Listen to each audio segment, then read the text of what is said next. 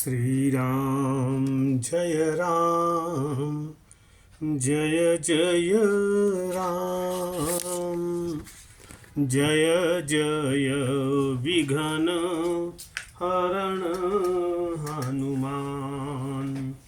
श्री राम जय राम जय जय राम जय जय विघ्न हरण हनुमान। भक्तराज हनुमान चैत्र शुक्ल 15 मंगलवार के दिन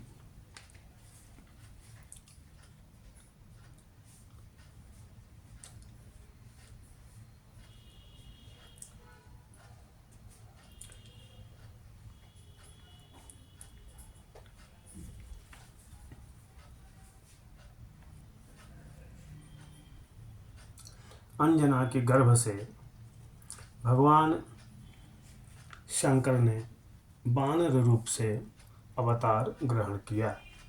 अंजना और केसरी के आनंद की सीमा न रही। शुक्ल पक्ष के चंद्रमा के समान दिन प्रतिदिन बढ़ते हुए बालक का लालन पालन बड़े ही मनोयोग से होने लगा। अंजना कहीं जाती तो उन्हें अपने हृदय से सटा लेती। केसरी बालक को अपनी पीठ पर बैठाकर छलांगे भरते और अपने शिशु को आनंदित देखकर स्वयं आनंदमग्न हो जाते। एक दिन बच्चे को घर पर छोड़कर अंजना कहीं फल फूल लेने के लिए चली गई। केसरी पहले से ही बाहर गए हुए थे। बालक घर में अकेला था और उसे भूख लगी हुई थी। उसने इधर उधर देखा पर उसे कोई चीज़ न मिली। अंत में उसकी दृष्टि सूर्य पर पड़ी। प्रातःकाल का समय था। उसने सोचा कि यह तो बड़ा सुंदर लाल लाल फल है, यह खाने खेलने दोनों ही कामों में आएगा। बालक ने सूर्य तक पहुँचने की चेष्टा की। वायु ने पहले ही उसे उड़ने की शक्ति दे दी थी, अथवा यो भी कह सकते हैं कि भगवान शंकर की लीला में यह आश्चर्य की कौन सी बात है। वह बालक आकाश में उड़ने लगा।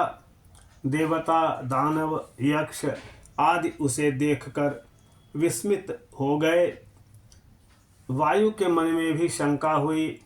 उन्होंने सोचा कि मेरा यह नन्हा सा बालक सूर्य की ओर दौड़ा जा रहा है। मध्याह्न काल के तरुण सूर्य की प्रखर किरणों से कहीं यह जल न जाए।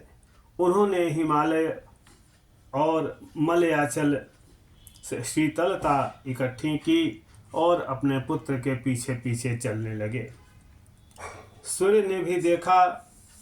उसकी दिव्य दृष्टि बालक की महत्ता छिपी न रही। उनके मन में कई बातें आई। उन्होंने देखा कि स्वयं भगवान शंकर ही वानर बालक के वेश में मेरे पास आ रहे हैं। यह बात भी उनसे छिपी न रही कि मेरे पितृतुल्य वायुदेव के आशीर्वाद से ही इस बालक का जन्म हुआ है और वे स्वयं इसकी रक्षा करने के लिए आ रहे हैं। उन्होंने अपनी कर किरणें शीतल कर ली, मानो वे अपने कोमल करों से स्पर्श करके अपने छोटे भाई को दुलारने लगे।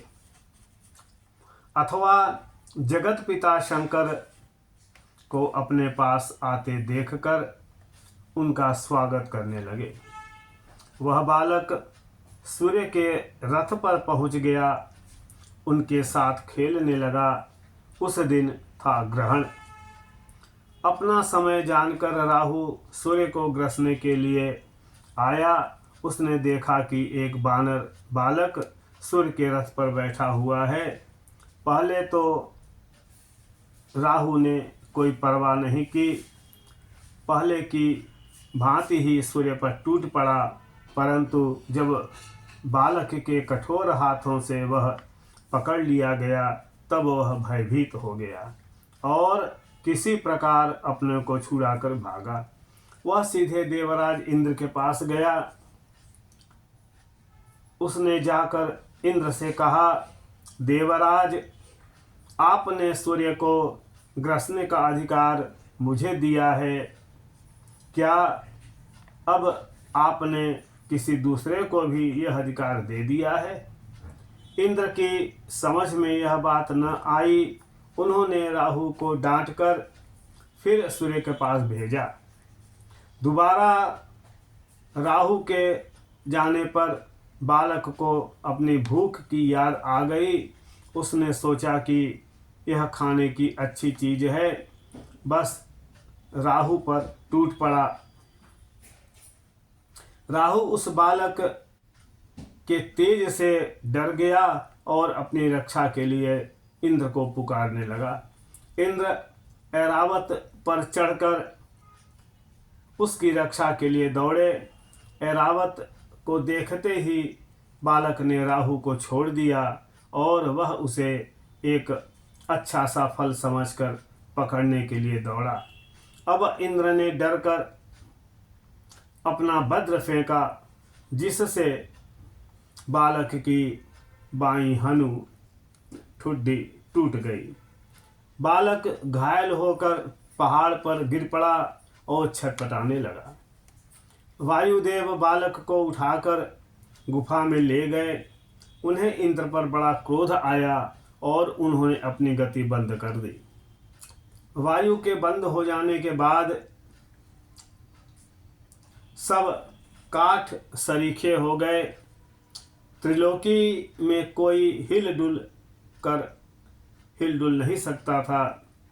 सबकी सांसें बंद हो गई। देवता लोग घबराए। इंद्र दौड़े हुए ब्रह्मा के पास गए। उसी क्षण ब्रह्मा पर्वत की उस गुफा में आए और अपने हाथों से बालक का स्पर्श करके उसे जीवित कर दिया।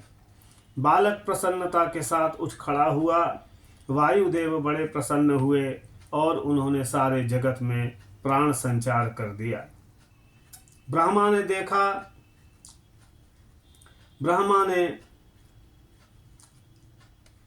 देवताओं से कहा कि यह बालक साधारण नहीं है, यह देवताओं का कार्य साधन करने के लिए ही प्रकट हुआ है, इसलिए यह उचित है कि सब देवता इसको वरदान दें। इंद्र ने कहा, मेरे वज्र के द्वारा इसकी हनु टूट गई है, इसलिए आज से इसका नाम हनुमान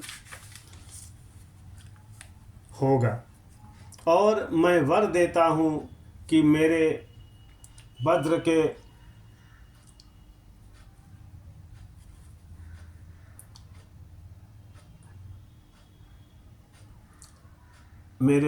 से हनुमान का कभी बाल माका भी नहीं होगा। सूर्य ने कहा, मैं अपना शतांश तेज इसे देता हूँ। मेरी शक्ति से यह अपना रूप बदल सकेगा और जब इसे शास्त्र का अध्ययन करने की इच्छा होगी तो मैं संपूर्ण शास्त्रों का अध्ययन करा दूंगा। यह बड़ा भारी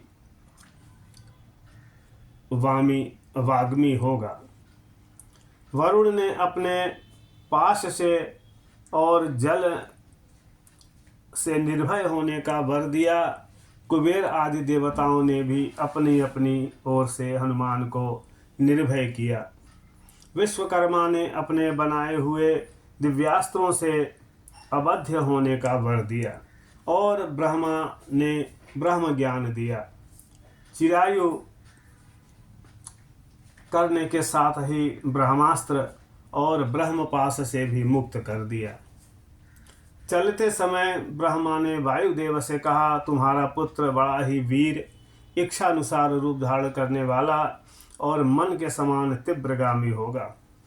इसकी गति अप्रतिहत होगी, इसकी कीर्ति अमर होगी और राम रावण युद्ध में यह राम का सहायक तथा उनका परम प्रीतिभाजन होगा। इस प्रकार हनुमान को वर देकर सब देवता अपने अपने धाम को चले गए।